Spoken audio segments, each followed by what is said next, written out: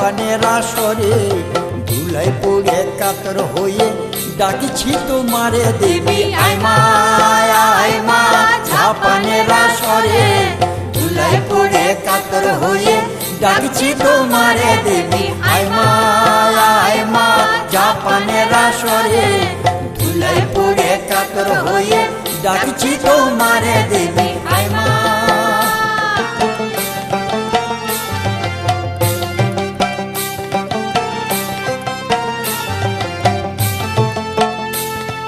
শিবের দুহিতা তুমি আস্তিক জননী